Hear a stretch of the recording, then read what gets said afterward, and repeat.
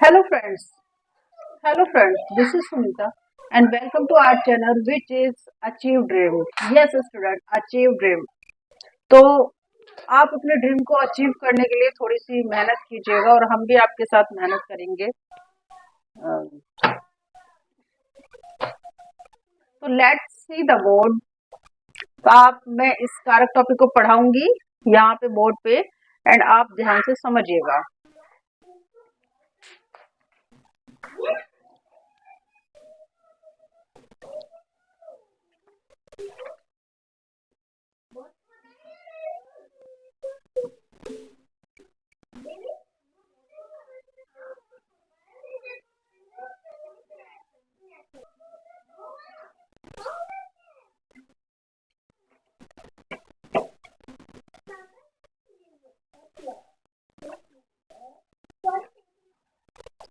तो बच्चों हम हिंदी ग्रामर का टॉपिक कारक हम पढ़ेंगे। आज है हमारी क्लास फर्स्ट। तो मैंने हिंदी मेरे चैनल पे आपको सारी हिंदी ग्रामर की क्लासेस मिलेंगी, सारे टॉपिक आपको मिलेंगे और अच्छे से आप इन्हें पढ़िएगा। आपके एग्जाम में एक भी नंबर नहीं छूटने वाला है, ये मेरी गारंटी है। तो आइए स्टार्ट करते हैं कारक को। तो पहले हम कारक की डेफिनेशन पढ़ते हैं कि कारक क्या है। कारक शब्द कृत्य क्रिया अर्थात धातु से मिलकर बना है। तो कारक शब्द किससे मिलकर बना है? कृत्य क्रिया, जिसका अर्थ है यहाँ मैंने लिखा है कृत्य धातु और क्रिया का अर्थ करना होता है। तो कृत्य धातु कह लो या क्रिया कह लो, एक ही बात होती है। तो इसका अर्थ होता है करना। अब ये है हमारी मेन डेफिनेशन कि हमारा कारक होता क्या है। जिसका क्रिया के साथ सीधा संबंध होता है वह कारक कहलाता है। मतलब जिस शब्द का हमारी वाक्य में जो क्रिया होती है उस क्रिया के साथ सीधा संबंध होता है वो हमारा कहलाता है कारक। तो ये हमें एग्जाम्पल से पता पड़ेगा और आगे भी मैं एग्जाम्पल आपको दूंगी तो आपको क्लियर होता चला जाएगा कि कारक है क्या।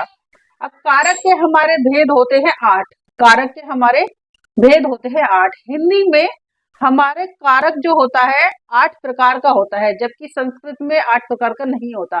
क्योंकि हम यहाँ हिंदी में पढ़ रहे हैं क्योंकि इसलिए मैं हिंदी का बता रही हूँ कि हिंदी में कारक के भेद कितने होते हैं, 8 प्रकार के होते हैं। तो एक कारक का मैंने यहाँ पे एग्जाम्पल दे दिया है, फिर मैं आपको कारक के भेद बताऊंगी कि कौन कौन से भेद होते हैं कारक के। देखिए एग्जाम्पल देखिए, जैसे दशरथ के पुत्र राम ने रावण को सीता के लिए अयोध्या से जाकर श्रीलंका में युद्ध करते हुए बाण से मारा। आप एग्जाम्पल में देखिए, दशरथ के पुत्र राम ने रावण को सीता के लिए अयोध्या से जाकर श्रीलंका में युद्ध करते हुए बाण से मारा।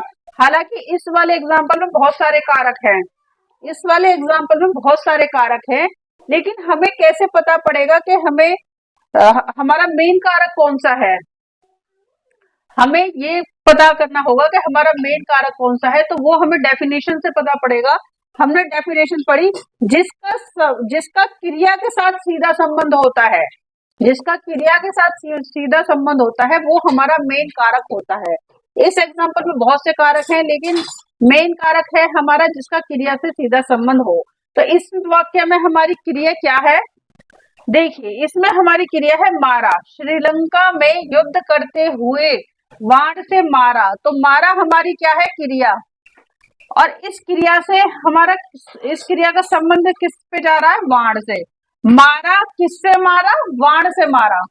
यहाँ देखिए मारा उसने, लेकिन किस चीज से मारा, किस साधन से उसने मारा।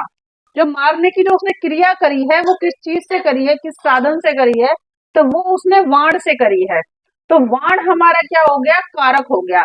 लेकिन बाण हमारा किस प्रकार का कारक है, ये मैं आगे आने वाले जो मैं एग्जाम्पल आगे जो टॉपिक पढ़ाऊंगी उससे आपको क्लियर हो जाएगा कि बाण हमारा कौन से प्रकार का कारक है। तो आपको इतना समझ में आ गया होगा। तो चलिए अब आगे चलते हैं।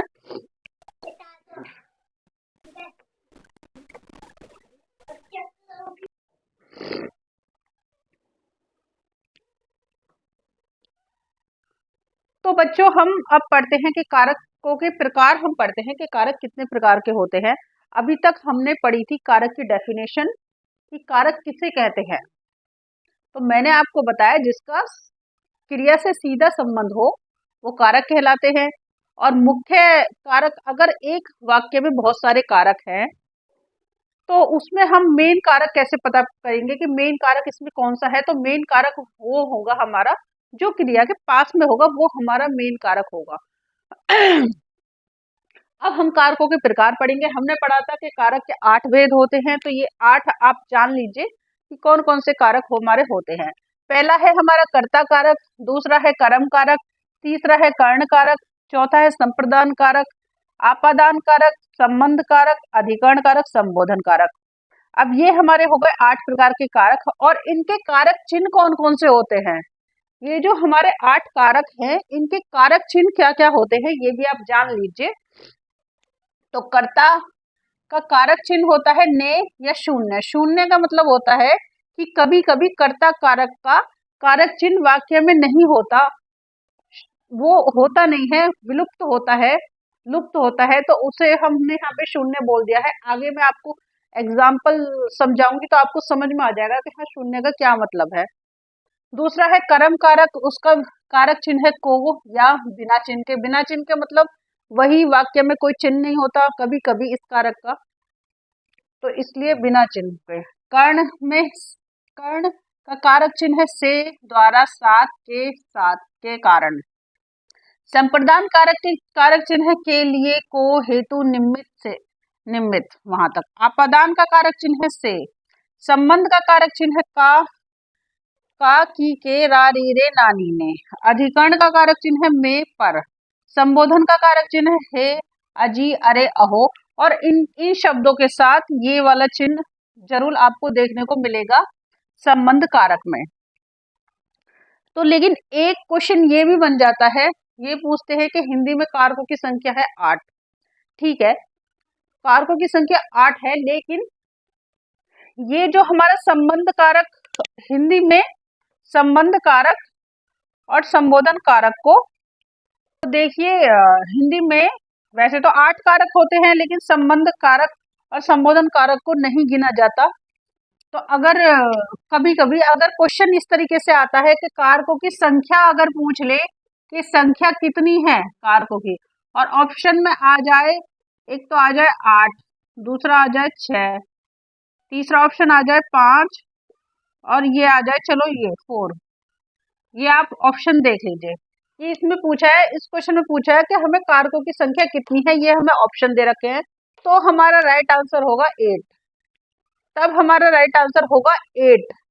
परंतु यदि ऑप्शन में 8 ना हो, ऑप्शन में अगर 8 ना हो, ऑप्शन हमारे इस तरीके से हो कि यहाँ पे हो जाए 5, यहाँ पे 4, 6, 9, अगर इस तरह से हमारे ऑप्शन हो, क्योंकि इसमें 8 नहीं है कारकों की संख्या, तो हम इसमें क्या लगाएंगे, तब हमारा होगा 6 कारकों की संख्या 6 होती है। तो इस तरह से हम क्वेश्चन का आंसर देंगे।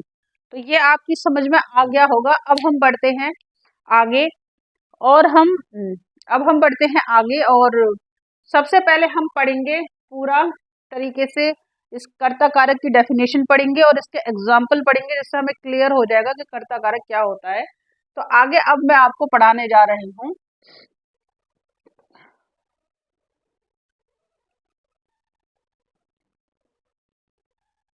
तो बच्चों देखिए, अब हम कर्ता कारक के बारे में ये हम पढ़ते हैं।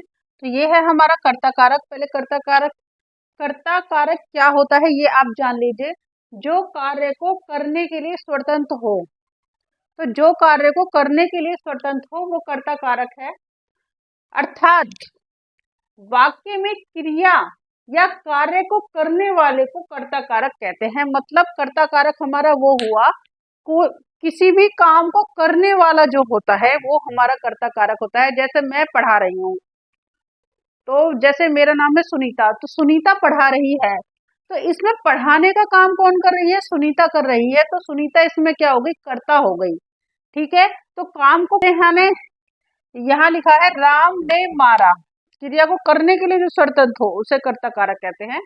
राम ने मारा, तो राम ने मारा, तो इसमें जो ये है मारा, किसने मारा, ये मारने की जो क्रिया है ये किसने पूरी करी? राम ने।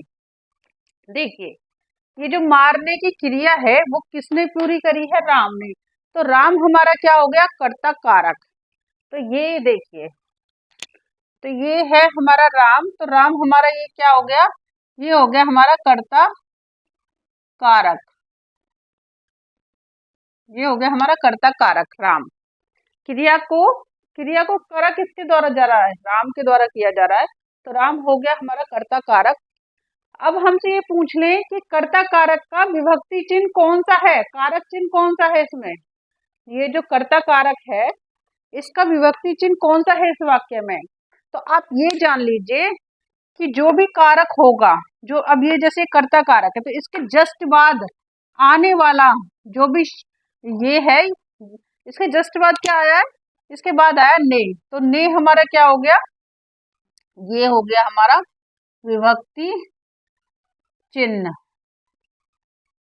विभक्ति चिन्ह देखिए, तो ये हमारा हो गया विभक्ति चिन्ह। अगर ये कर्ता के जस्ट बाद जो हमारी शब्द आता है वो होता है जो भी कारक होता है, मतलब जो भी कारक होगा उसके बाद जो भी चिन्ह होगा वो उस कारक का विभक्ति चिन्ह होगा। तो इस ने से पहले कौन सा कारक आ रहा है? कर्ता कारक। तो ये है कर्ता कारक का विभक्ति चिन्ह। समझ रहे हो ना आप? अगर आप नहीं समझ रहे हो तो आप मुझे कमेंट में आप बताइएगा, तो मैं आपकी क्वेश्चन का आंसर जरूर दूंगी।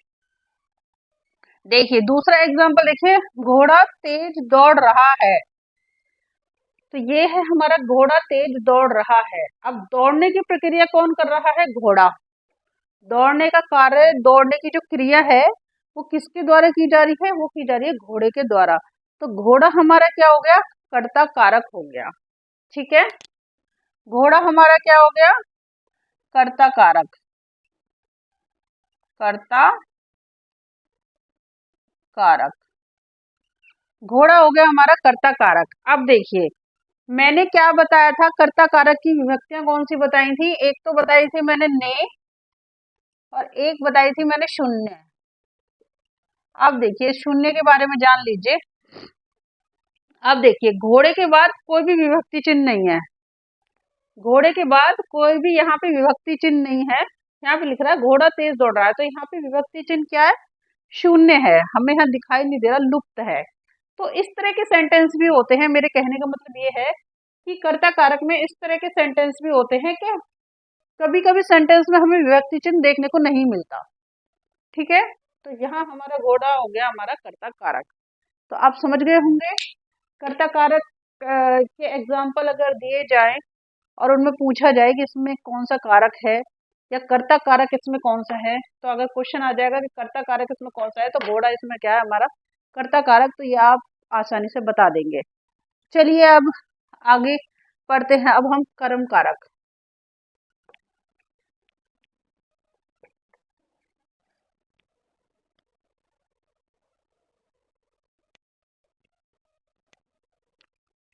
देखिए बच्चों, दूसरा कारक है हमारा कर्म कारक।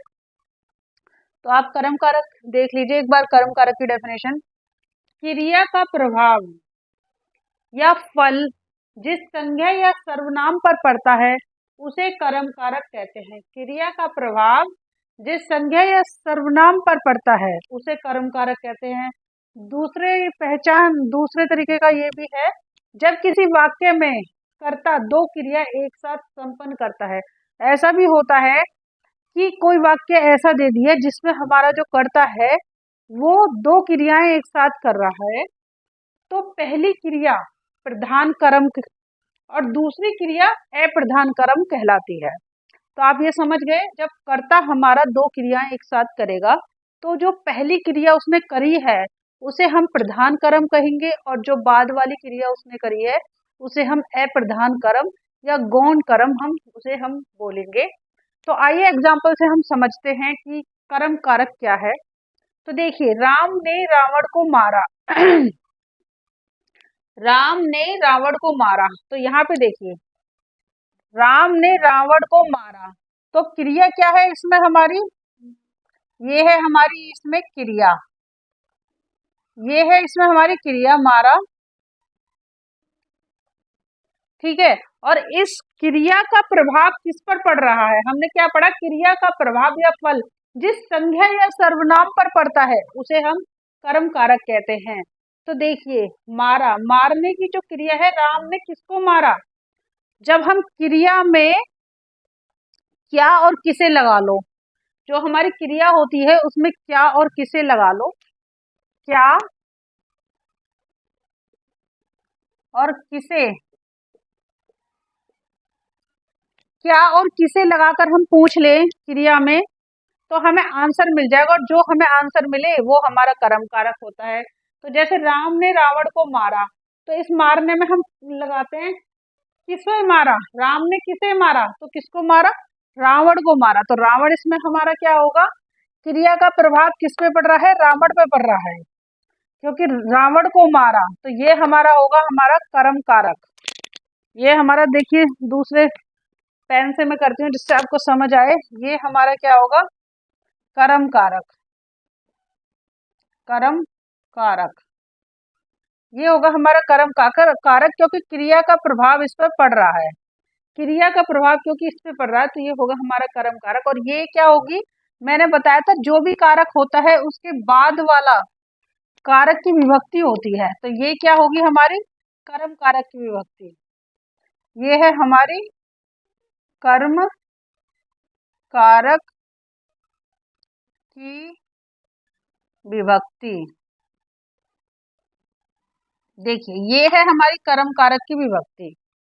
अब इसमें श्याम ने बंसी बजाई, तो क्रिया का प्रभाव किस पे पड़ रहा है, बंसी पे।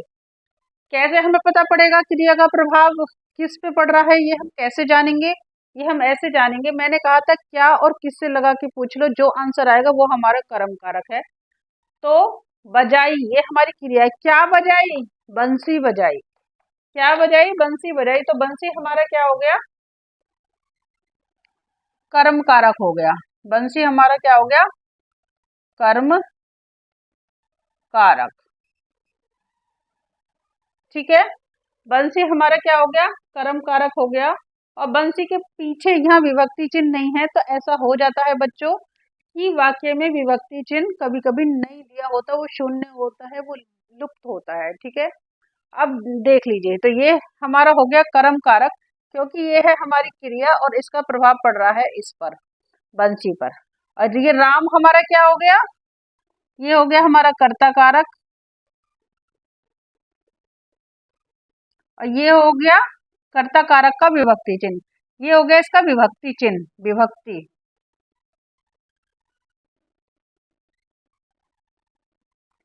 तो ये क्या हो गई, ये हो गई कर्ता कारक की विभक्ति। शाम इसमें हमारा क्या हो गया सेंटेंस में, इसमें अगर हम शाम इसमें हो गया हमारा कर्ता कारक,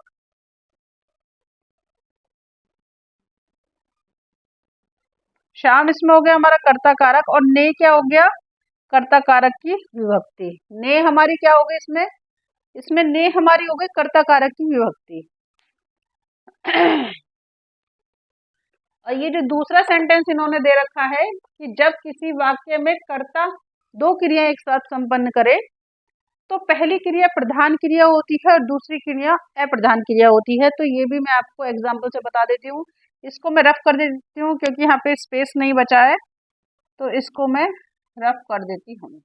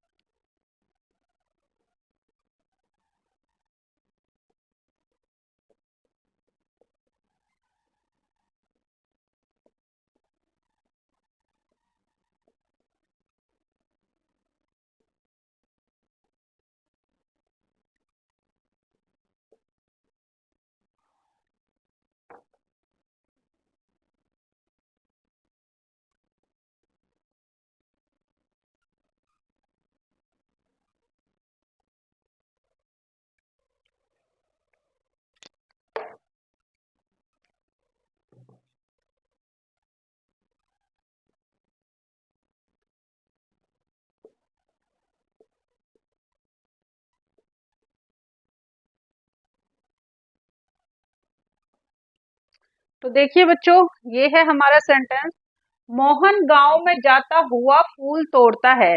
तो इसमें क्या हो गई, हमारी दो क्रियाएं हो गई। इसमें क्या हो गई, हमारी दो क्रियाएं हो गई। एक तो ये जाना हमारी क्रिया हो गई। दूसरे पेन से आपको समझाती हूँ।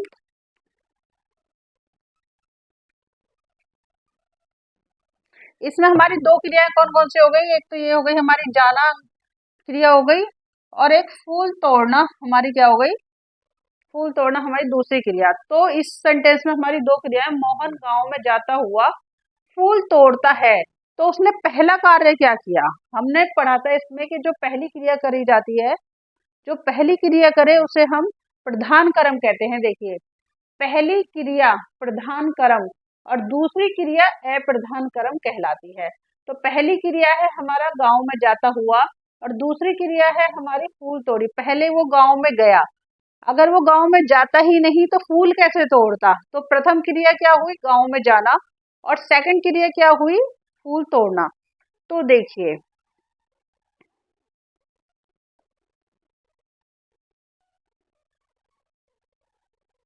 ये देखिए, गांव में जाना ये हो गई हमारी प्रधान कर्म हो गया ये हमारा, और फूल तोड़ना हमारा क्या हो गया, अप्रधान कर्म। अप्रधान,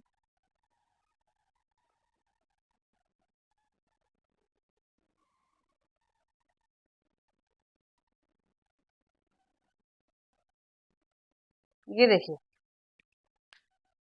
गांव में जाना हो गया हमारा प्रधान कर्म, और फूल तोड़ना हो गया हमारा अप्रधान कर्म। ठीक है, तो आइए अब हम तीसरा कारक पढ़ते हैं। इसे मैं रफ कर देती हूँ। तो बच्चों, तीसरा कारक है हमारा कर्ण कारक।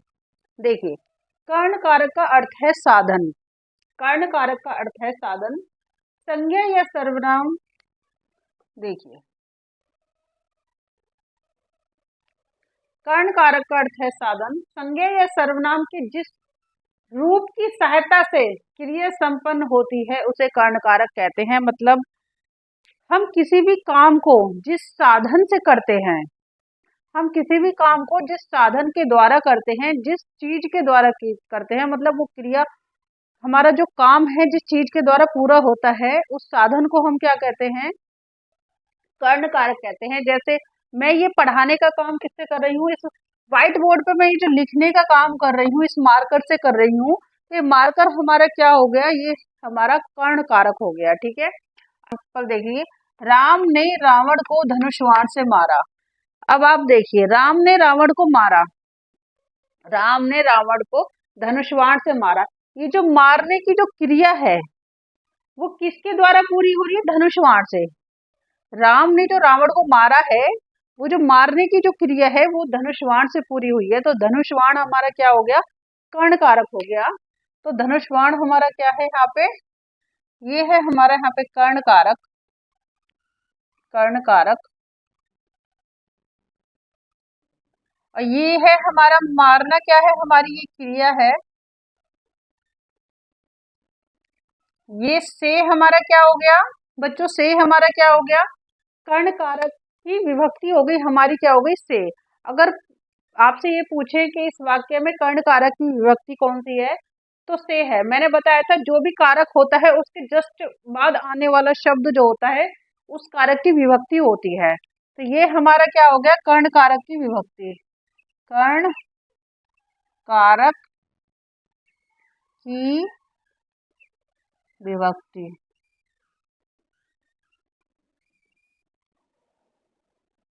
ये हो गई हमारी कर्ण कारक की विभक्ति।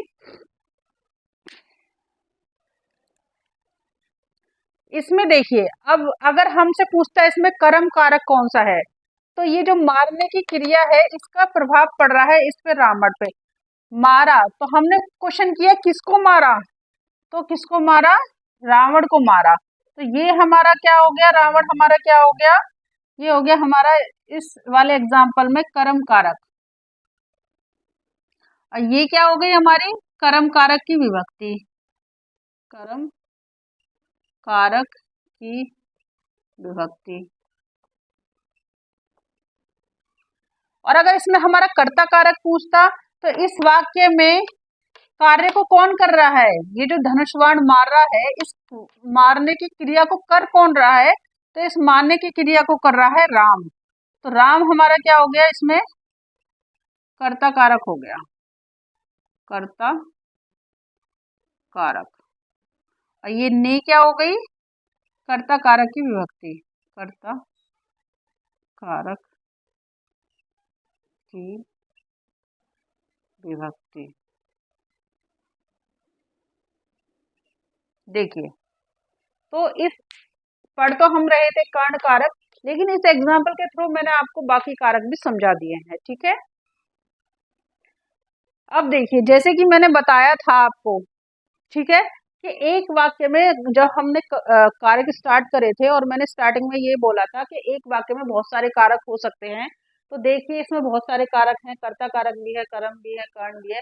बट अगर एग्जामिनर हमसे जो पूछेगा, जिस कारक को पूछेगा, हम उसी कारक को रिप्लाई करेंगे, क्वेश्चन के अकॉर्डिंग हम आंसर देंगे। अगर वो हमसे पूछेगा इस वाक्य में कर्ण कारक कौन सा है, तो हम कर्ण कारक को आंसर करेंगे, राइट। अगर पूछेगा कि इस वाक्य में कर्म कारक कौन सा है, तो हम कर्म कारक को रिप्लाई करेंगे। अगर पूछेगा इसमें कर्ता कारक कौन सा है, तो हम राम को रिप्लाई करेंगे, ठीक है।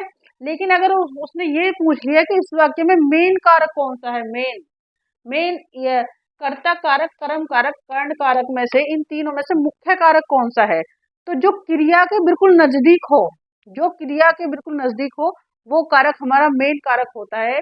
तो ये मारना हमारी क्रिया है, इसके नजदीक है हमारा कर्ण कारक, तो इसमें आंसर हमारा मेन कारक होगा, इसमें हमारा कर्ण कारक जिस धनुष बाण, ठीक है। तो ये आप समझ जाना।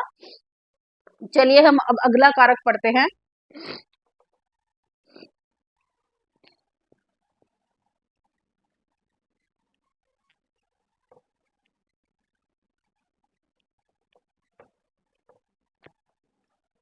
बच्चों ये जो मैं आपको कारक पढ़ा रही हूँ, इनके आप नोट्स बनाना अच्छी तरह कॉपी में। और मैं सारे टॉपिक हिंदी व्याकरण के, हिंदी ग्रामर के, मैं आपको सभी टॉपिक कवर कराने वाली हूँ अपने चैनल पे। तो आप मेरे चैनल को सब्सक्राइब कर लीजिए ताकि आपको मेरी वीडियो टाइम टू टाइम मिलती रहे और आप अपना कोर्स कंप्लीट कर लीजिए। हिंदी ग्रामर में छोटा बड़ा जो भी टॉपिक है मैं सभी कंप्लीट कराने वाली हूँ। और अगर आपको मेरे पढ़ाने का तरीका अच्छा लग रहा है, मेरा पढ़ाया हुआ टॉपिक समझ आ रहा है, तो आप मेरी वीडियो को लाइक करिए और मेरे चैनल को सब्सक्राइब करिए और शेयर कीजिए अपने दोस्तों में, ताकि वो भी टॉपिक को समझ सके। तो मैं यही कहूंगी कि इनके नोट्स आप बनाना, आपको अगर ये टॉपिक समझ में आ रहे हैं। और अगर आपकी जो भी प्रॉब्लम है आप मुझे बताना कि आपको क्या प्रॉब्लम है, तो मैं आपको आंसर करूंगी। तो चलिए अब हम अगला कारक पढ़ते हैं।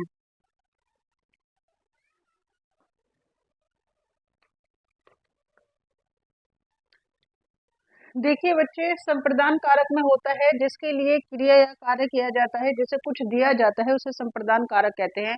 मतलब अगर किसी को कुछ दिया जाता है, दान किया जाता है, कुछ गिफ्ट की दिया जाता है, मतलब जिसे हम वापस ना लें, तो जिसको दिया जाता है, हम अपनी खुशी से अगर किसी को कुछ देते हैं या किसी के लिए कुछ करते हैं, तो जिसके लिए करते हैं उसमें संप्रदान कारक होता है। तो हम आइए एग्जाम्पल से समझते हैं संप्रदान कारक। राम ने सीता के लिए रावण को धनुष बाण से मारा। तो राम ने जो रावण को मारा धनुष बाण से, वो किसके लिए मारा, सीता के लिए मारा। तो सीता हमारी क्या हो गई, संप्रदान कारक हो गई। तो सीता में क्या हो गया, संप्रदान कारक हो गया, संप्रदान कारक। और के लिए क्या हो गया, के लिए क्या हो गया, सीता में हो गया हमारा संप्रदान कारक, क्योंकि सीता के लिए ये कार्य किया जा रहा है। तो अभी मैंने बताया जिसके लिए क्रिया या कार्य किया जाता है उसको मतलब संप्रदान कारक होता है। और ये के लिए हमारा क्या हो गया, इस संप्रदान कारक का विभक्ति चिन्ह हो गया। तो ये क्या हो गई हमारी विभक्ति, ये हो गई हमारी विभक्ति किसकी, संप्रदान के।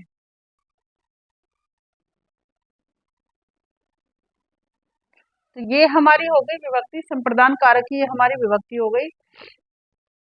अब देखिए अगला, राम ने भिक्षुक को भोजन दिया। तो राम ने जो ये भोजन दिया है वो किसको दिया है? भिक्षुक को दिया है। तो जिसको दिया जाता है दान, जिसके लिए करा जाता है कार्य, उनमें क्या होता है? संप्रदान कारक होता है। तो यहाँ पे हमारा ये क्या हो गया? भिक्षुक हमारा क्या हो गया? संप्रदान कारक हो गया।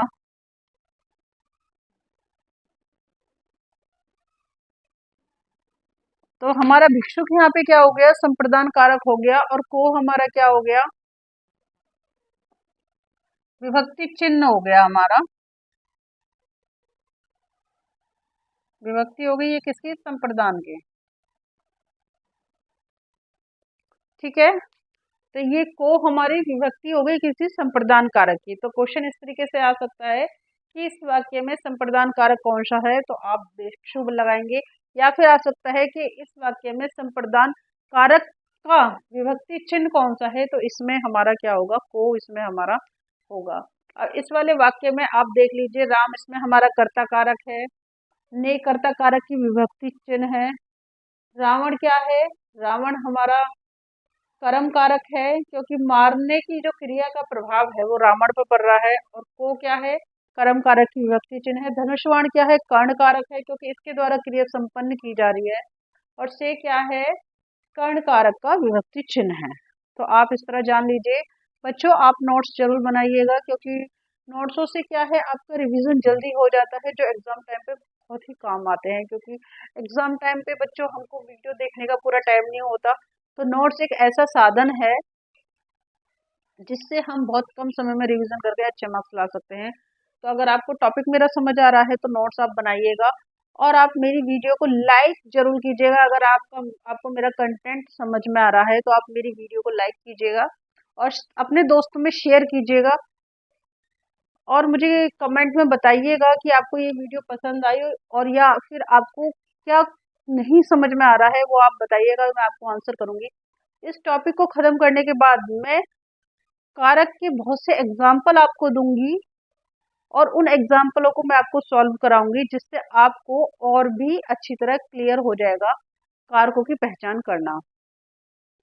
तो आइए अब हम अगला कारक पढ़ते हैं।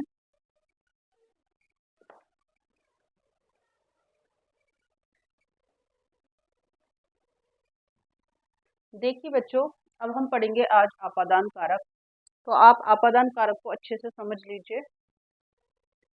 देखिए, आपादान कारक, आपादान अलगाव के भाव को प्रकट करता है। आपादान की दो तीन डेफिनेशन मैंने आपको दे दी हैं, जिससे आप अच्छे से समझ पाओगे आपादान कारक क्या है। तो पहली डेफिनेशन मैं आपको पढ़ के सुनाती हूँ। आपादान अलगाव के भाव को प्रकट करता है। मतलब आपादान का मतलब होता है अलग होना, अलगाव मतलब अलग होना। जहाँ अलग होने का अर्थ पाया जाए तो वहाँ आपादान कारक होता है। संज्ञा या सर्वनाम के जिस रूप से अलग होने का भाव प्रकट हो, जिससे किसी वस्तु या व्यक्ति की जुदाई हमेशा के लिए होने का बोध हो। तो आप समझ रहे हैं, मतलब अगर किसी चीज से कोई वस्तु हमेशा के लिए अलग हो रही है तो वहाँ आपादान कारक होता है। जैसे गंगा हिमालय से निकलती है, तो गंगा जो है हिमालय से निकल रही है, गंगा की जो है पृथकता हो गई है, हिमालय से अलगाव हो गया है, जुदाई हो गई है। तो यहाँ पे क्या होगा? हमारा आपादान कारक होगा। और जैसे आदमी घोड़े से गिर गया, ये मान लो हमारा ये सेंटेंस है कि आदमी घोड़े से गिर गया। तो आदमी अगर वो पूरी तरह घोड़े से गिर गया, पूरी तरह अलग हो गया, तो हमारा आपादान कारक होगा। लेकिन अगर वाक्य से हमें ये पता चले कि आदमी घोड़े से पूरी तरह नहीं गिरा है, उसने घोड़े की पूंछ वगैरह पकड़ ली है, तो वहां पे आपादान कारक नहीं होगा। अगर कोई वस्तु पूर्णतः अलग हो जाए वहां आपादान कारक होता है। तो आप और दो एग्जाम्पल देख लीजिए, मैंने लिखा है पेड़ से पत्ते गिरते हैं। तो ये है हमारा पेड़ से पत्ते गिरते हैं। तो इसमें हमारा क्या है? आपादान कारक है।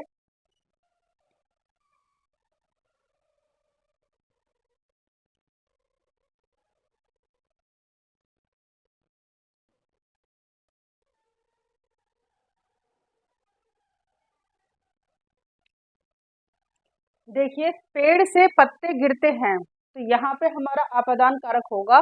किसमें होगा? पेड़ से।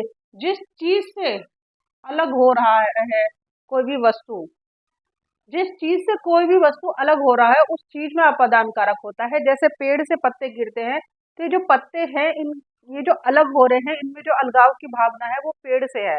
पेड़ से अलग हो रहे हैं वो पत्ते, तो पेड़ में हमारे में क्या होगा, अपादान कारक होगा।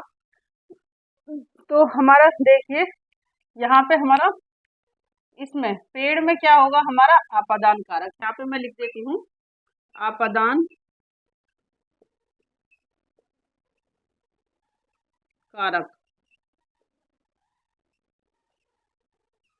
तो पेड़ में हमारा क्या होगा, अपादान कारक। और मैंने आपको समझाया था कि जो भी हम शब्द हमारा कारक होता है उससे अगला शब्द उस कारक की विभक्ति होती है। तो ये पेड़ हमारा अपादान कारक है, तो इससे अगला शब्द क्या होगा, इस कारक की विभक्ति होगी। तो से हमारा क्या हो गया, यहाँ मैं लिख देती हूँ, जगह नहीं है, यहाँ पे मैं लिख देती हूँ, से हमारा हो गया अपादान कारक विभक्ति।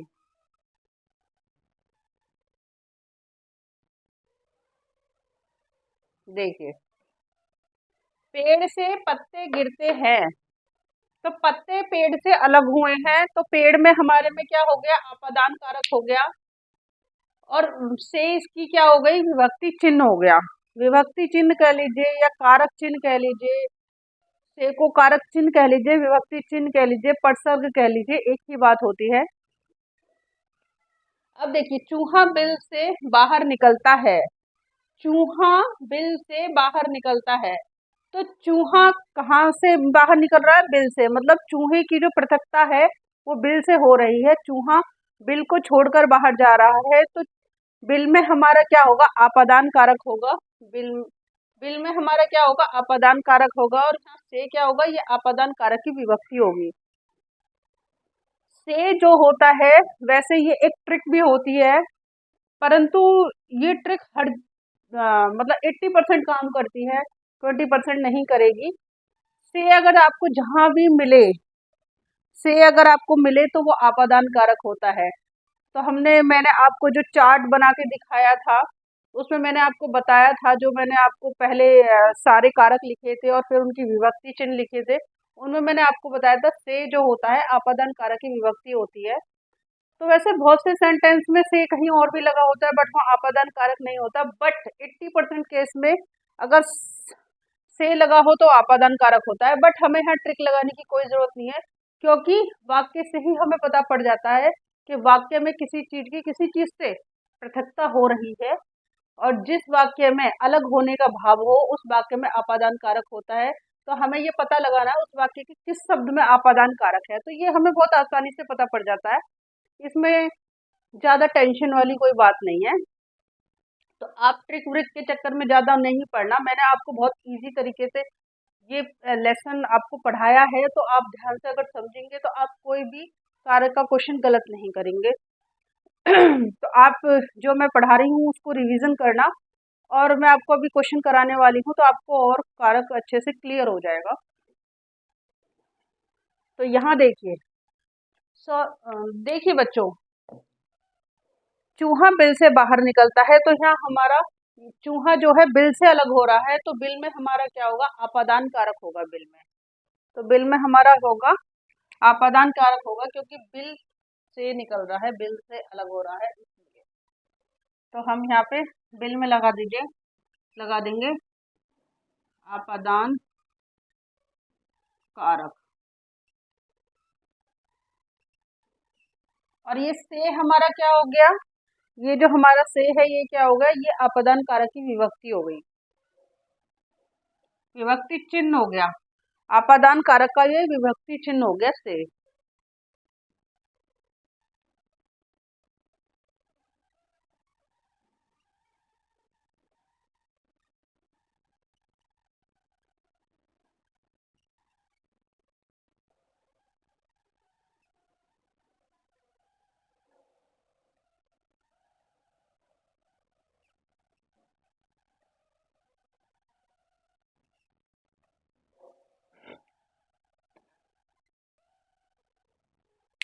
समझ रहे हैं आप, अपादान आपको मैं समझती हूँ अच्छे से क्लियर हो गया होगा। तो चलिए आगे बढ़ते हैं।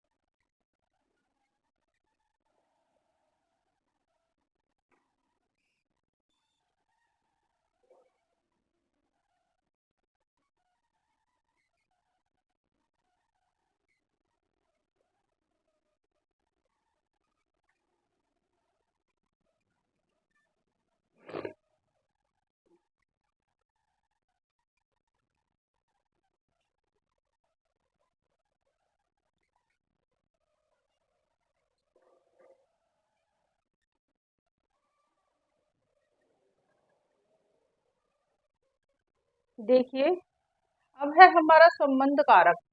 संबंध कारक की परिभाषा आप सुन लीजिए तो आपको ये क्लियर हो जाएगा।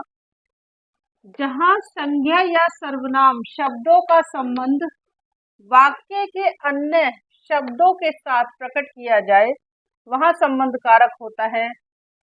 कोई भी संज्ञा या सर्वनाम कोई भी संज्ञा या सर्वनाम शब्दों का संबंध जो होता है, वो अगर अन्य शब्दों के साथ संबंध प्रकट करें तो उस वाक्य में हमारा संबंध कारक होता है। अब यहाँ पे विभक्ति चिन्ह देख लीजिए। ये संबंध कारक की विभक्ति चिन्ह है, का, के, की, रा, रे, री, ना, ने, नी। तो ये मैंने आपको पहले भी लिखवा दी थी, जो मैंने आपको एक ग्राफ बनवाया था उसमें मैंने ये आपको लिखवा दी थी। संबंध कारक में होता है कि किसी वाक्य से हमें ये ज्ञात हो कि हमारा संबंध या किसी भी संज्ञा या सर्वनाम का संबंध किसी चीज के साथ अगर प्रकट होता है, या किसी संज्ञा या सर्वनाम का संबंध किसी संज्ञा या सर्वनाम के साथ होता है, तो वहां हमारा संबंध कारक होता है। आइए कुछ उदाहरण देखते हैं। मेरी गाय अभी घास खा रही है, ये है। तो इस वाक्य से हम आपको पढ़कर पता पड़ रहा होगा कि इसमें संबंध कारक है। मेरी गाय, मेरी गाय, तो मेरी गाय ये अपना संबंध बता रहा है, अपना संबंध बता रहा है गाय के साथ। तो मेरी गाय अभी घास खा रही है, ठीक है। यह मेरा यह पेन आपका है, तो यह पेन आपका है। तो इस वाक्य में हमें पता पड़ रहा है कि आपका मतलब किसी और का, जो जिस व्यक्ति के बारे में इस सेंटेंस में बात हो रही है कि आपका संबंध इस पेन के साथ है। या फिर हम ये कह दें कि यह पेन मेरा है, तो मेरा संबंध इस पेन के साथ हो गया। यशोदा कृष्ण की माता है, तो यशोदा जो है उनका संबंध कृष्ण जी के साथ है। तो क्योंकि वो कृष्ण की माता हैं, तो इस वाक्य से भी हमें पता पड़ता है कि इस वाक्य में भी संबंध कारक है। अब इनके विभक्ति चिन्ह कहाँ पर है? जैसे ये री, मैंने कहा था ना री, देख लीजिए री, ये री विभक्ति चिन्ह, ये विभक्ति चिन्ह हो गया। यह पेन आपका है, तो का, ठीक है, ये विभक्ति चिन्ह हो गया। यशोदा कृष्ण की माता है, तो कृष्ण की, ये वाला विभक्ति चिन्ह हो गया। तो मैंने कहा था ना का, की, के किसी भी फॉर्म में, रा, री, रे, ना, नी, ने। तो ये भी एक ट्रिक है कि जहाँ पे ये शब्द आपको देखने को मिल जाए, का, की, के, रा, रे, री, ना, ने, नी, तो वहां पर संबंध कारक ही होता है। और वैसे भी जब हम प्रैक्टिस करते हैं तो हमको पता पड़ जाता है कि हाँ, ये विभक्तियां संबंध कारक में ही आती हैं, अनुभव के साथ हमें पता पड़ जाता है। तो आप समझ गए होंगे इन वाक्यों में संबंध प्रकट हो रहा है, संबंध कारक है रा, रे, री, ना, ने, नी, का, के, की। तो ये आपका आ गया है। चलिए अब दूसरा, अगला हम नेक्स्ट पढ़ते हैं कारक।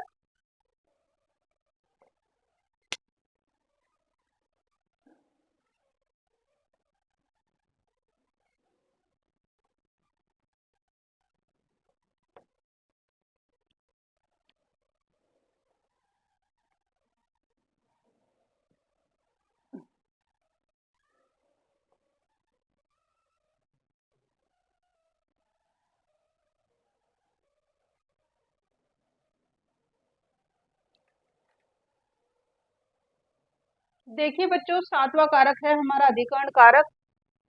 सातवां कारक है हमारा अधिकरण कारक। तो ये अधिकरण कारक की मैंने परिभाषाएं लिख दी हैं।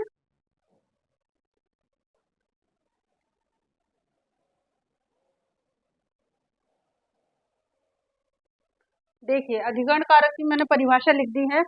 अधिकरण आधार को कहा जाता है, अधिकरण आधार को कहा जाता है, अर्थात जहां कार्य संपन्न होता है उसे अधिकरण कहते हैं। मतलब इतना आप समझ गए कि अधिकरण का मतलब होता है आधार, जहां पे हम कार्य को संपन्न कर रहे हैं। और अधिकरण हमारे दो प्रकार के होते हैं, ये भी देख लीजिए। अधिकरण हमारे दो प्रकार के होते हैं। अब वो आधार क्या होता है, वैसे ये मैं आपको जब एग्जाम्पल बताऊंगी, मैंने आपको बताया कि अधिकरण आधार को कहते हैं। अब वो आधार क्या होता है ये अभी मैं आपको एग्जाम्पल बताऊंगी, तो आप समझ जाएंगे अच्छे से कि मैंने आधार किस चीज को बोला है। वैसे जैसे एक एग्जाम्पल हो गया, पेड़ पर चिड़ियाएं बैठी हैं। तो चिड़िया कहाँ बैठी हैं? पेड़ पर। तो ये पेड़ हमारा क्या हो गया? ये आधार हो गया। आधार जहाँ कार्य संपन्न किया जाता है, ठीक है, जहाँ कार्य संपन्न किया जाता है, आधार जो होता है उसको हम अधिकरण कहते हैं। देखिए, अधिकरण दो प्रकार का होता है। काल अधिकरण दो प्रकार का होता है, काल अधिकरण, स्थान अधिकरण। तो अधिकरण कारक के अंदर दो तरह के सेंटेंस आएंगे, जहाँ पे अधिकरण आधार आपको दो तरीके का मिलेगा। एक तो काल मतलब टाइम की फॉर्म में आपको मिलेगा अधिकरण, और एक स्थान मतलब प्लेस, जगह, उस फॉर्म में आपको मिलेगा अधिकरण देखने के लिए। देखिए, इसमें काल अधिकरण क्या हो गया? इसमें काल या समय की पहचान होती है। इसमें काल या समय की पहचान होती है। काल या समय मतलब वही टाइम की पहचान होती है वाक्य में। इसमें स्थान अधिकरण में क्या हो गया? इसमें कोई भी जगह या स्थान आता है। तो इसमें कोई भी जगह या स्थान आता है, जैसे कि मैंने आपको बताया, जैसे चिड़िया पेड़ पर बैठती है, तो ये एक पेड़ जो हो गया स्थान आ गया, तो ये स्थान अधिकरण हो गया। अब जैसे मैंने यहाँ पे बताया काल अधिकरण, अब तो काल अधिकरण में यहाँ पे कौन कौन से एग्जाम्पल होंगे? प्रातः, सुबह, सेकंड, मिनट, साल, महीना, और भी एक्सेट्रा, मतलब जो समय से रिलेटेड एग्जाम्पल होते हैं वो हमारे काल अधिकरण में आएंगे, और जो स्थान से संबंधित एग्जाम्पल है वो हमारे स्थान अधिकरण में आएंगे। छत, गांव, पेड़, जमीन आदि। तो आइए हम एग्जाम्पल पढ़ते हैं, तब आपको क्लियर होगा कि मैं क्या कहना चाह रही हूँ, और इनको आप नोट कर लीजिए।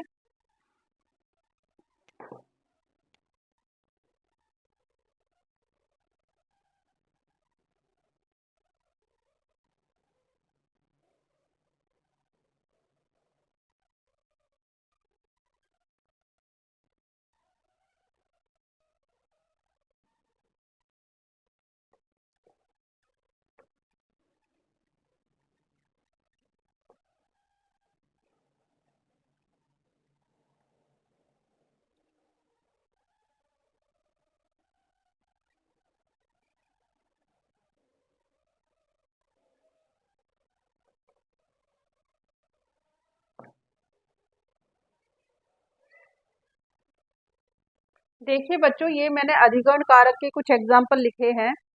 तो मैंने काल अधिकरण के और स्थान अधिकरण के दोनों के एग्जाम्पल आपको लिख दिए हैं। मैंने ये आपको इसलिए बताया कि अधिकरण टू टाइप्स का होता है। वैसे तो अधिकतर यही बता दिया जाता है कि जहाँ पे में या पर आए, जहाँ पे में या पर आए, वहां पे क्या होता है? अधिकरण कारक होता है, क्योंकि ये अधिकरण कारक की विभक्तियां होती हैं। पर अगर एग्जाम में ऐसे आ गया कि वह अगले साल आएगा, तो वह अगले साल आएगा, इसमें ना तो में है ना तो पर है। हमको ये ये क्वेश्चन मतलब ये सेंटेंस पढ़ के भी हमें नहीं पता पड़ रहा है कि ये जो है हमारा अधिकरण कारक है, क्योंकि इसमें आधार की भावना हमें कहीं भी फील नहीं हो रही है कि सेंटेंस में ये हो कि आधार हमें कहीं पे दिखाई दे रहा हो, या आधार की भावना कहीं हमें महसूस हो रही हो, ये हमें सेंटेंस में नहीं दिखाई पड़ता है। तो कभी कभी एग्जाम में ऐसे भी क्वेश्चंस आ जाते हैं, तो आप कंफ्यूज हो जाएंगे कि ये कौन सा कारक है। तो इसलिए आपको मैंने बता दिया कि काल अधिकरण इस तरीके के होते हैं कि वह अगले साल आएगा। तो मैंने अभी आपको क्या बताया कि काल अधिकरण में मिनट, और ये साल और ये सब जो मतलब टाइम से रिलेटेड जो शब्द होते हैं, ये हमारे अधिकरण कारक होते हैं। और ये अधिकरण कारक की कौन सा टाइप होता है, ये हमारा काल अधिकरण वाला। तो ये हमारा साल जो है, ये हमारा साल जो है, ये हमारा क्या है, यहाँ पे अधिकरण कारक है।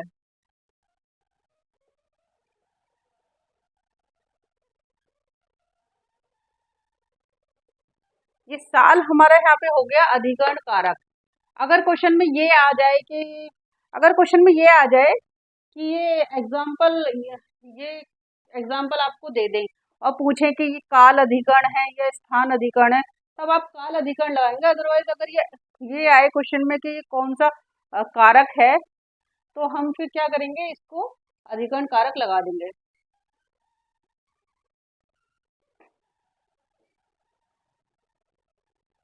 अब देखिए, मैं 5 मिनट में आ रहा हूँ, मैं 5 मिनट में आ रहा हूँ। तो इसमें हमारा क्या होगा, ये 5 मिनट जो होगा, ये हमारा अधिकरण कारक होगा। अधिकरण कारक 5 मिनट, अधिकरण कारक।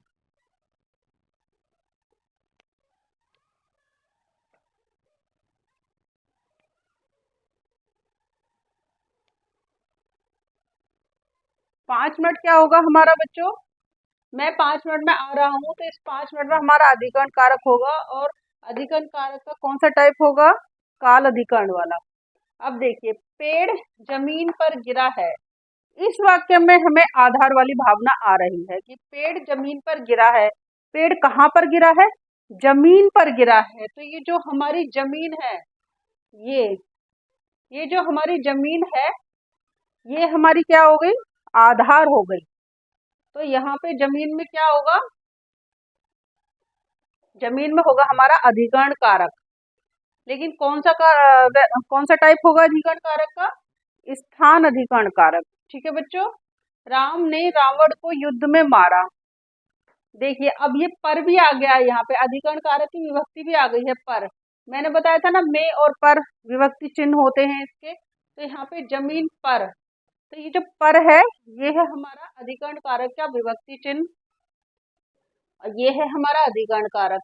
अब राम ने रावण को युद्ध में मारा। तो ये जो युद्ध है, युद्ध, राम ने रावण को युद्ध में मारा, तो युद्ध हमारा क्या हो गया, आधार हो गया। तो ये हमारा क्या हो गया, अधिकरण कारक हो गया। और में क्या हो गया हमारा, अधिकरण कारक की ये विभक्ति हो गई। ठीक है बच्चों, समझ में आ रहा है। तो मैं यहाँ पे लिख देती हूँ,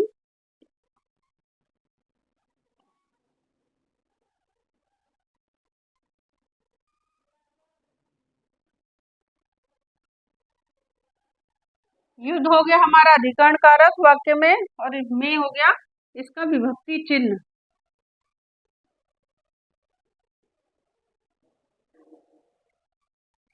में हो गया इसका विभक्ति चिन्ह, अधिकरण कारक का, अधिकरण कारक से विभक्ति चिन्ह हो गया में। और यहाँ पे जमीन हमारा हो गया, यहाँ पे जगह नहीं है, मैं यहाँ पे लिख देती हूँ, जमीन हो गया अधिकरण कारक, क्योंकि आधार है जमीन, इसलिए अधिकरण कारक। जमीन हमारा आधार है, पेड़ क्योंकि जमीन पर गिर रहा है, तो जमीन हो गया हमारा अधिकरण कारक। और ये जो पर है, ये हो गया हमारा अधिकरण कारक की विभक्ति। ये क्या हो गया हमारा, यहाँ पे लिख देती हूँ बच्चों में, विभक्ति।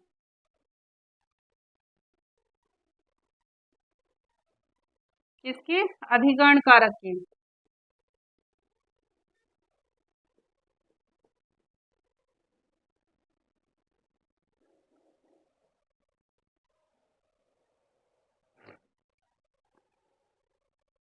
तो बच्चों, आप मुझे बताइएगा कि आपको क्या ये सब मेरा पढ़ाया हुआ समझ में आ रहा है। अगर आ रहा है तो कमेंट में मुझे प्लीज बताइएगा कि आपको मेरा कंटेंट समझ में आ रहा है या नहीं। तो मुझे लगेगा कि चलो मेरी मेहनत सफल है, कि मैंने जो आपको पढ़ा रही हूँ वो आपकी समझ में आ रहा है। तो मेरा ये प्रयास आप तक अगर पहुंच जाए तो वो मेरी सफलता होगी। और मुझे बहुत अच्छा लगेगा कि मेरे पढ़ाने से आपको ये टॉपिक क्लियर हो गया, समझ में आ गया, तब मुझे ज़्यादा खुशी होगी कि हाँ चलो बच्चों को ये टॉपिक क्लियर हो गया है। अदरवाइज यू नो जानते ही हो अब मैं क्या बोलूँ। तो आप मुझे बताना जरूर कि आपके टॉपिक क्लियर हुआ या नहीं। चलिए अब अगली विभक्ति पर चलते हैं। हमारी लास्ट विभक्ति है, ये हमारी लास्ट विभक्ति होगी हमारी संबोधन कारक, और इसके बाद हमारा हो जाएगा चैप्टर फिनिश। फिर हम करेंगे, फिर आप इस टॉपिक को एक बार रिवाइज करिएगा, अच्छे से पूरे टॉपिक को रिवाइज करिएगा, और रिवाइज करने के बाद फिर आप इस पे क्वेश्चन लगाइएगा टॉपिक पर, तब आपको टॉपिक बहुत अच्छे से क्लियर हो जाएगा।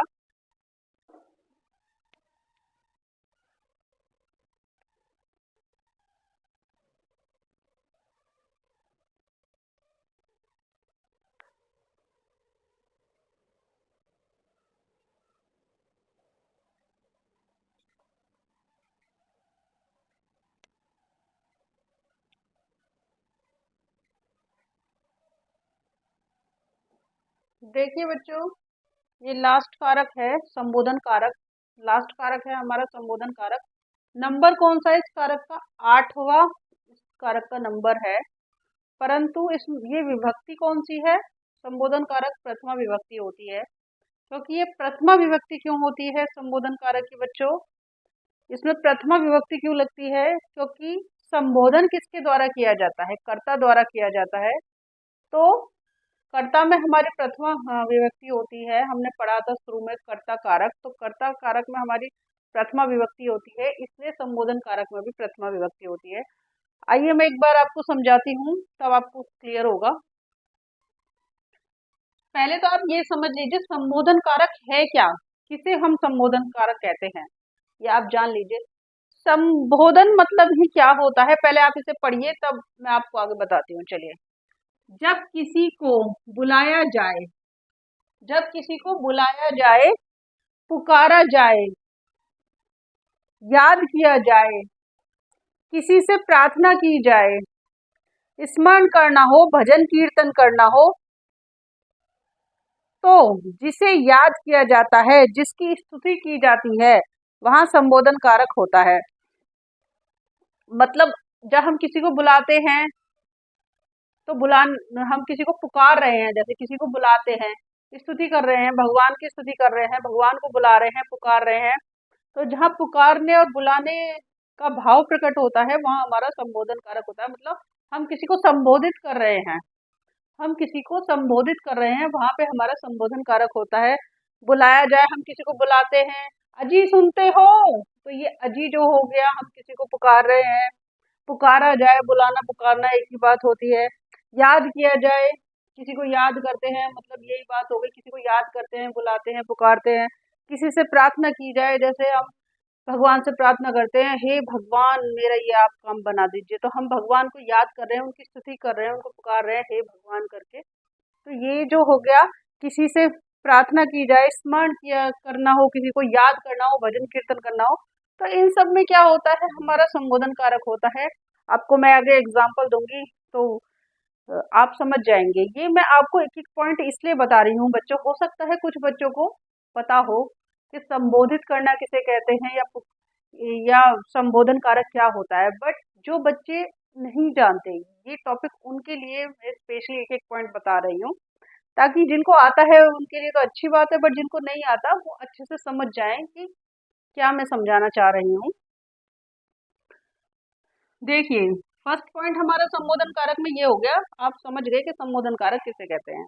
सेकंड पॉइंट हमारा हो गया संबोधन कारक में, देखिए संबोधन कर्ता द्वारा किया जाता है। जो मैंने आपको अभी स्टार्टिंग में जो लाइन समझाई थी, वो मैंने यहाँ लिख दी है, ताकि आप भूल ना जाएं। अगर भूल भी जाएं तो अपने नोट्सों में से रिवीजन करके आपको पता पड़ जाए कि संबोधन में प्रथमा विभक्ति क्यों लगती है। हम क्वेश्चन अगर आ जाए कि संबोधन में कौन सी विभक्ति लगती है, तो हम आंसर करेंगे प्रथमा विभक्ति लगती है। क्यों लगती है उसका कारण मैंने आपको यहाँ बता दिया है कि संबोधन कर्ता द्वारा होता है। बिल्कुल सही बात है। हम किसी को बुलाते हैं, तो बुलाने का काम कौन कर रहा है? काम कर्ता का मतलब ही क्या होता है, काम को जो करने वाला होता है उसको कर्ता कहते हैं। तो संबोधन करने वाला व्यक्ति क्या होता है? कर्ता होता है। तो संबोधन कर्ता द्वारा होता है। कर्ता में प्रथमा विभक्ति होती है, और जो शुरू में हमने पढ़ा था, कर्ता में क्या होती है? प्रथमा विभक्ति होती है। अतः संबोधन में भी प्रथमा विभक्ति होगी। तो ये मैंने आपको लॉजिक समझा दिया है। आइए अब कुछ एग्जाम्पल पढ़ते हैं जिनसे आपको क्लियर होगा ये संबोधन कारक, अच्छे से आपको क्लियर हो जाएगा कि संबोधन कारक क्या होता है, हम कैसे उनको पहचानेंगे। अगर हमें उदाहरण दे दिया जाए एग्जाम में तो हम कैसे पहचानेंगे कि ये कारक संबोधन कारक है। तो आप ये लिख लीजिए, आप ये लिख लीजिए, उतार लीजिए। 1 मिनट का मैं टाइम आपको देती हूँ, उसके बाद मैं आपको एग्जाम्पल लिख के बताती हूँ।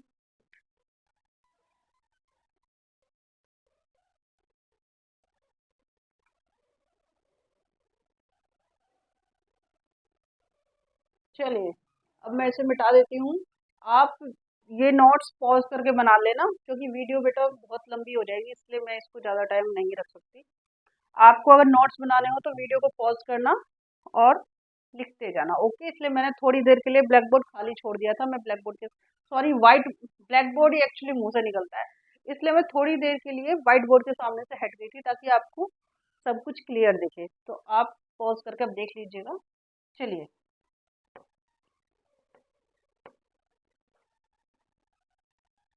देखिए बच्चों, ये मैंने संबोधन कारक के यहाँ पे उदाहरण लिख दिए हैं। आइए पढ़ते हैं इनको। ये एग्जाम्पल नंबर 1 था, एग्जाम्पल 2, एग्जाम्पल 3, एग्जाम्पल 4। ये मैंने आपको 4 एग्जाम्पल द्वारा बताया है आपको, ताकि अच्छे से क्लियर हो जाए। हे भगवान, आप सभी पास हो जाओ। तो ये क्या कर रहे हैं यहाँ पे, भगवान से प्रार्थना कर रहे हैं कि हे भगवान आप सभी पास हो जाओ। तो मैं भी भगवान से ऐसे प्रार्थना करती हूँ कि हे भगवान आप सभी पास हो जाओ। तो ये मैं प्रार्थना कर रही हूँ भगवान से, तो मैं इसमें भी सेंटेंस में क्या हो गया, संबोधन कारक हो गया। ए इधर आओ, बुलाते हैं ना किसी बच्चे को, ए इधर आओ, इस तरीके से। अजी आप तो सुनते ही नहीं हो। थर्ड एग्जाम्पल हो गया, अजी आप तो सुनते ही नहीं हो। तो ऐसे बोलती है ना वाइफ, अपने हस्बैंड से बोलती है ना, अजी आप तो सुनते ही नहीं हो, इस तरीके से। तो वैसे अजी शब्द का जो प्रयोग है आजकल की युग की नारियां, मतलब आजकल की युग की नारियां कम करती हैं, बट हमारी मम्मी के टाइम के समय की जो नारियां थी, इसी तरीके से कहती थी, अजी सुनते हो, अजी आप तो सुनते ही नहीं हो। तो इस तरीके से वाक्य आपको दिया होगा, अरे बाहर जाओ, बोलते हैं अरे बाहर जाओ। तो इस तरह से आपको ये सेंटेंस आपको देखने को मिलेंगे। और सबसे बड़ी बात, आप अपनी कॉपी में नोट डाल लीजिए कि संबोधन कारक के वाक्यों में जो इस तरह के वाक्य आएंगे जिसमें हमें संबोधन कारक पहचानना होगा कि इस वाक्य में कौन सा कारक है, तो इसमें ये चिन्ह, ये वाला चिन्ह, कौन सा चिन्ह,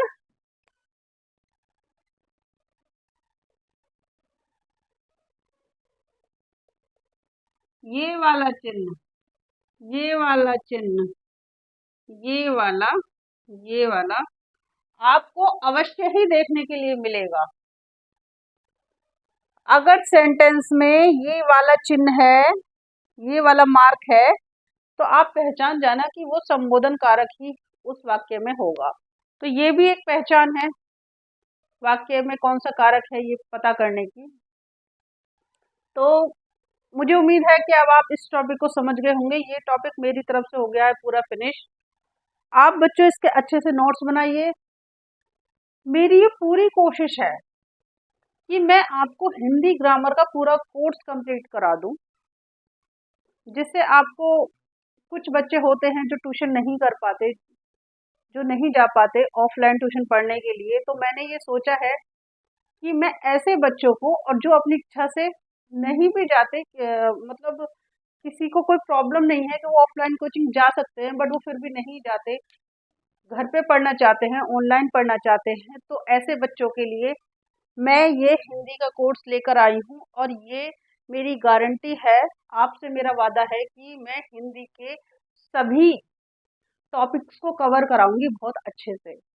मेरी पूरी ये कोशिश रहेगी कि मैं आपको आसान भाषा में हिंदी ग्रामर और हिंदी साहित्य दोनों समझा सकूं।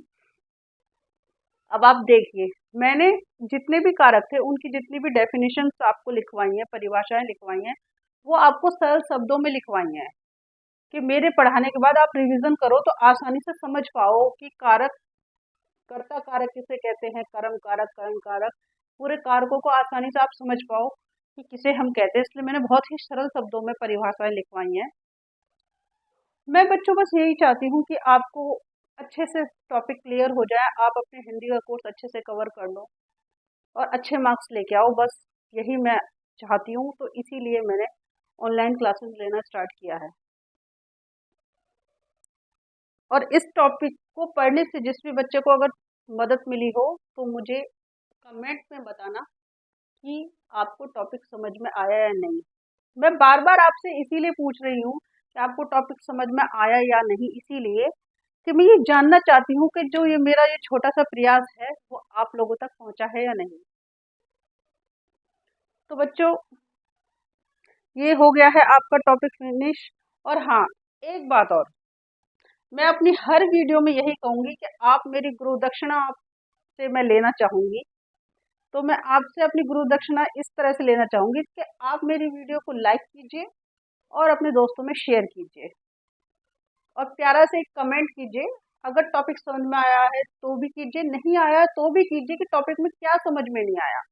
तो मैं आगे आने वाली वीडियो में उन बातों का ध्यान रखते हुए टॉपिक को क्लियर करूंगी कि जिन बच्चों को जो समस्या है उनको पूरी तरह से दूर करने की समस्या कोशिश करूंगी। मेरे चैनल को आप सब्सक्राइब ज़रूर करना। मेरे चैनल का नाम है अचीव ड्रीम। तो ये मैंने अपने चैनल का नाम इससे रखा है क्योंकि ये हमारा ड्रीम ही होता है कि हम पढ़ लिख कर कुछ बन जाए और जो हमारे सपने हैं वो साकार हो जाएं। इसलिए मैंने अपने चैनल का नाम रखा है अचीव ड्रीम। चलिए, तो अब कुछ एग्जाम्पल्स, पहले मैं आपको एक ग्राफ बनाती हूँ, फिर से एक सारणी बनाती हूँ और उसमें मैं आपको फिर से लिखवाती हूँ विभक्ति चिन्ह और सारे कारक कौन कौन सी विभक्ति के हैं, क्योंकि इस तरह के भी क्वेश्चन आ जाते हैं। तो आप देख लीजिए, लिख लीजिए पहले आप ये।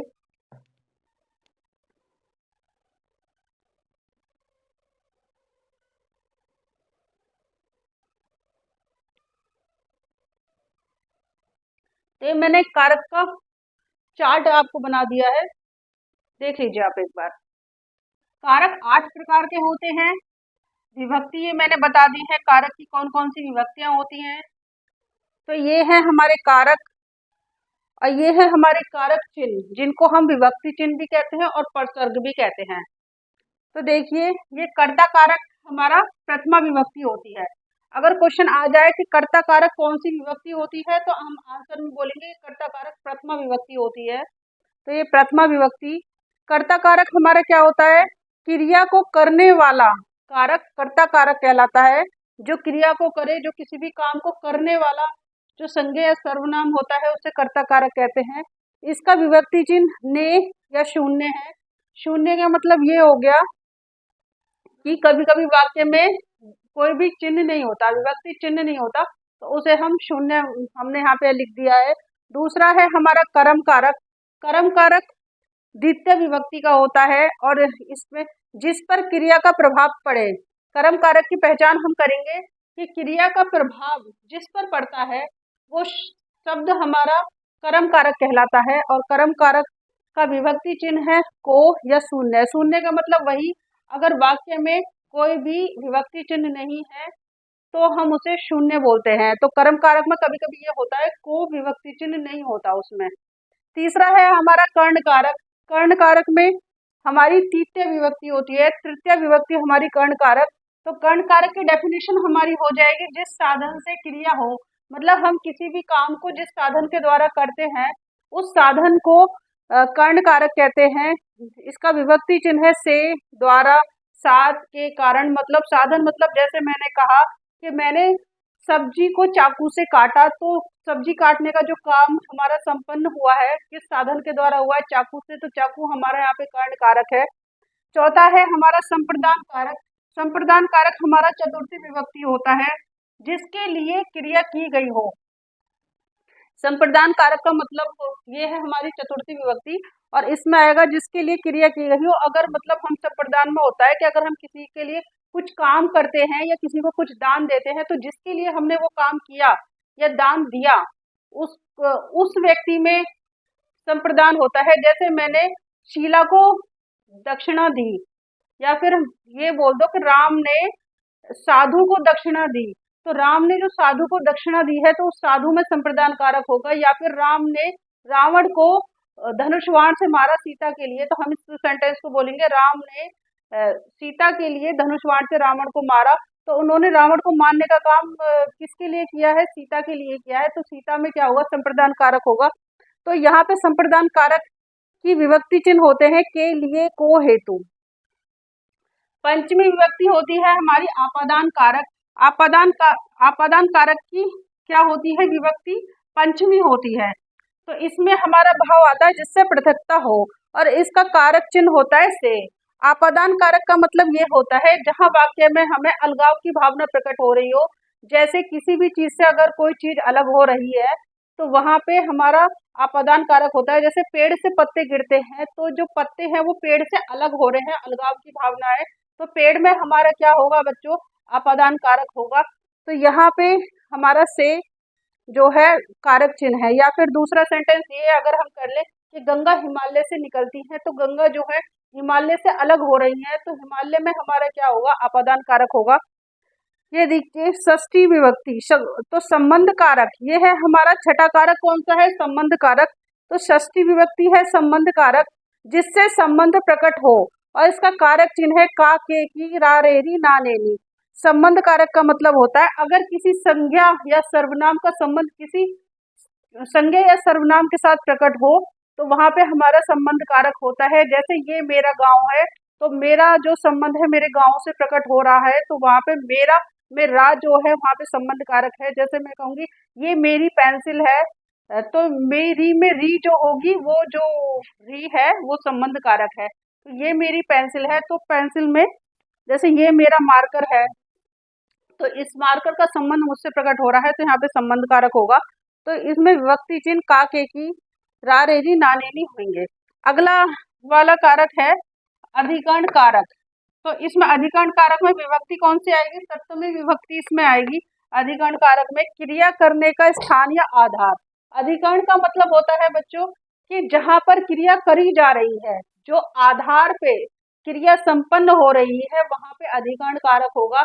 जैसे पेड़ पर चिड़ियाएं बैठी हैं, तो चिड़िया कहाँ पे बैठी है? पेड़ पर बैठी है, तो पेड़ क्या हो गया? आधार हो गया। श्याम बाइक पर जाता है, तो बाइक क्या हो गई? बाइक हो गई हमारी आधार। श्याम बाइक पे जाता है, आधार। तो जो आधार होता है वो हमारी क्या हो गई? अधिकरण कारक हो गई। और इसका विभक्ति चिन्ह होता है में या पर। में या पर इसका विभक्ति चिन्ह होता है। अगला है हमारा संबोधन कारक। संबोधन कारक में बच्चों प्रथमा विभक्ति लगती है, क्योंकि संबोधन का पहले आप मतलब समझ लीजिए, तब आप समझ पाएंगे कि प्रथमा विभक्ति इसमें क्यों लगती है। संबोधन किसी को पुकारना या संबोधित करना, किसी को पुकारना या संबोधित करने में संबोधन कारक होता है। जैसे हम कहते हैं अजी सुनते हो, तो हम किसी को पुकार रहे हैं, या हम कहते हैं हे भगवान इसे स्वस्थ कर देना, तो हम भगवान की स्तुति कर रहे हैं कि हे भगवान इसे स्वस्थ कर देना। तो यहाँ पे हमारा होगा संबोधन कारक, क्योंकि हम किसी को पुकार रहे हैं, तो जहाँ पे पुकारा जाता है वहां पे संबोधन कारक होता है। तो यहाँ पे हे भगवान, अजी सुनते हो, अरे इधर आओ, तो इस तरीके के यहाँ पे शब्द पाए जाते हैं। और यहाँ पे ये वाला चिन्ह अवश्य आपको देखने को मिलेगा संबोधन कारक में, ये वाला चिन्ह आपको देखने के लिए जरूर मिलेगा। तो और संबोधन कारक में प्रथमा विभक्ति इसलिए हो रही है क्योंकि संबोधित किसके द्वारा किया जा रहा है? किसी को पुकारा जा रहा है, किसी को बुलाया जा रहा है, तो वो पुकारने और बुलाने का जो काम है वो कर्ता के द्वारा किया जा रहा है, और कर्ता में क्या होती है? प्रथमा विभक्ति होती है, इसलिए संबोधन कारक में हमारी प्रथमा विभक्ति होती है बच्चों। तो ये आप जान लो कि कौन से कारक में कौन सी विभक्ति होती है, क्योंकि ये क्वेश्चन भी आपसे एग्जाम में पूछा जाता है। ये मैंने आपको बता दिए हैं, ये 8 प्रकार के कारक होते हैं। आप काउंट कर लीजिए 1 2 3 4 5 6 7 8। तो ये 8 प्रकार के कारक होते हैं, और ये मैंने शॉर्टकट में आपको कारक की डेफिनेशन समझा दी है, और ये यहाँ पे मैंने आपको कारक चिन्ह बता दिए हैं। तो बच्चों हिंदी में कारक 8 प्रकार के होते हैं, लेकिन कभी कभी क्या होता है, हम संबोधन कारक और संबंध कारक को नहीं गिनते। कभी कभी क्या होता है कि हम संबंध कारक और संबोधन कारक को नहीं गिनते, तो ये भी हो जाता है कि हिंदी में हम 6 कारक को मानते हैं। अगर ऑप्शन में ये आए कि हिंदी में कारकों की संख्या बताइए, तो अगर ऑप्शन में 8 है तो आप आपको टिक करोगे आंसर, और अगर ऑप्शन में 8 नहीं है, कारकों की संख्या 6 दे रखी है, तो आपका सही आंसर 6 होगा। तो हिंदी में 6 भी हो सकती है कारकों की संख्या, और 8 भी हो सकती है, पर 6 ये कब होगी, जब अगर ऑप्शन में 8 आंसर ना हो, तब ये हमारी 6 होगी। तो आई होप आपको ये चार्ट आप लिख लीजिए, आपको ये समझ में आ गया होगा। और मैं जो एग्जाम्पल्स और आपको दूंगी, प्रैक्टिस कराऊंगी, वो मैं अपनी अगली वीडियो में आपको कल की क्लास में, क्लास 2, ये हमारी क्लास 1 थी आज, अब मैं क्लास 2 में आपको कारक, 8 कारकों की प्रैक्टिस कराऊंगी, जिससे आपको कारक अच्छे से क्लियर हो जाएगा। तो आपको वीडियो समझ में आ गई होगी, तो आप इनको नोट कर लीजिए। Thank you very much, take care and good night.